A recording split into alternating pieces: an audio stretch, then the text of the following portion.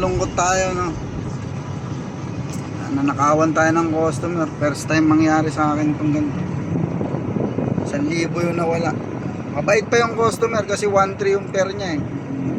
Iniwan pa yung 300. So wala ako ibang suspect, siya lang kasi siya lang naman yung pinagbuksan ko ng trunk. Siya lang naman yung naiwan sa loob. Ako lang na lumabas ako, pinagbaba ko siya ng gamit niya. Siya lang yung naiwan sa loob. Ibang customer ko hindi naman umalis. Hindi naman ako umalis, no? Hindi ko pinagbuksan. Siya lang talaga. Wala akong ano, hindi ko alam, halo-halong emosyon.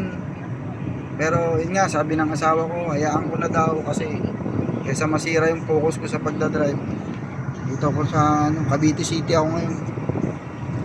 So ma'am, para sa iyo yung message ko na to.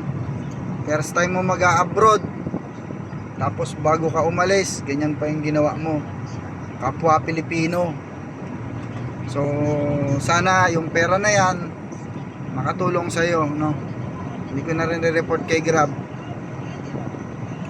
Isipin ko na lang na nilapag ko yung pera tapos ikaw nakakuha, no? God bless sa iyo, ma'am. Sana malayo marating mo at sana umunlad ka sa buhay para di mo na ulitin yung ginawa mo, no? Yun, nakakapanghina siya mga idol, pero look at the bright side tayo, no? Kung iisipin ko pa yon, baka mapano ako, maaksidente pa ako, no? So gawin natin, pagpasa Diyos na lang natin sa, no? Si Lord na bahala sa kanya. Kaya mga idol, bakbak na ulit tayo. Happy lang, no? So choose to be happy nga, di ba? God bless us all mga idol. Yan, happy Tuesday afternoon. Medyo mainit, inom kayo maraming tubig, no? Shoutout po sa inyo.